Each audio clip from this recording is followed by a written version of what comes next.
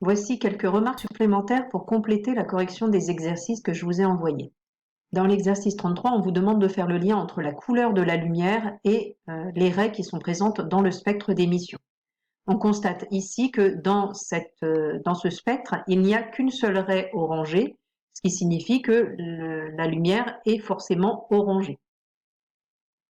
Par conséquent, l'autre lumière va être bleutée. Alors, vous ne pouvez pas forcément déterminer, vous, à partir du spectre, la couleur d'une lumière.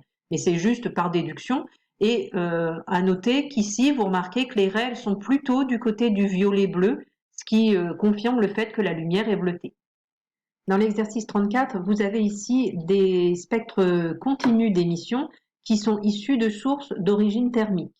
Ici, vous remarquez que on va presque jusqu'au bout du spectre, alors que dans le spectre B, on a une zone un peu noire, ce qui signifie qu'on a une différence de température.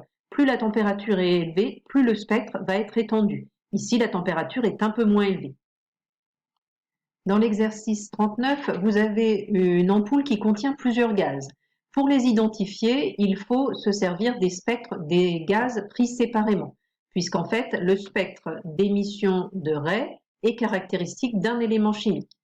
Donc, vous devez vérifier pour chacun des gaz s'il est présent dans le spectre de la lumière émise par l'ampoule.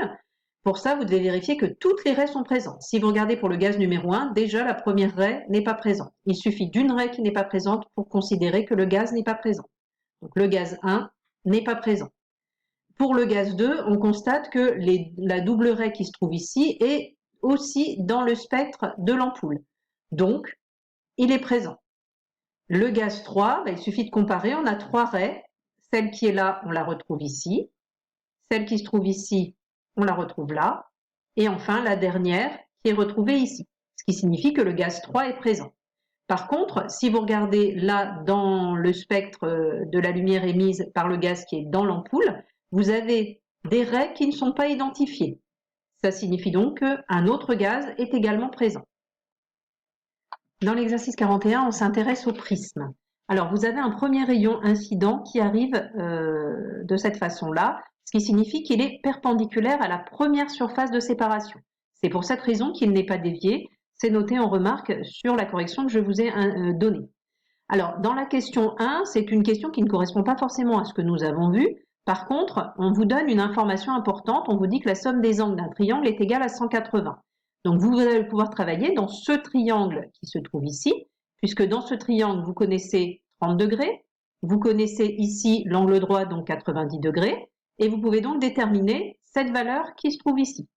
Une fois que vous connaissez cette valeur, qui en l'occurrence ici vaut 60 degrés, vous avez ici un angle droit. Par conséquent, vous pouvez en déduire la valeur de notre angle d'incidence, qui est donc de 30 degrés, puisqu'on a 90 degrés, moins les 60 qui ont été calculés. Alors, dans ce genre d'exercice, même si vous n'avez pas réussi à calculer la valeur de l'angle d'incidence, vous n'êtes pas du tout bloqué pour la suite, puisqu'on vous précise la valeur de cet angle. Ensuite, pour déterminer la valeur des angles de réfraction, la façon de faire est la même que celle qu'on a déjà vue, sauf qu'ici, vous en aurez deux à calculer puisque le prisme provoque la dispersion de la lumière. Donc, la radiation bleue et la radiation rouge ne sont pas déviées de la même façon. Ce qui est important ici, comme d'habitude, c'est de bien identifier qui est le milieu 1, quel est le milieu 2. Le milieu 1 ici correspond au vert du prisme. Le milieu 2 correspond à l'air, sachant que l'angle d'incidence ici est le même pour toutes les radiations, alors que les angles de réfraction seront différents comme on l'a indiqué juste avant.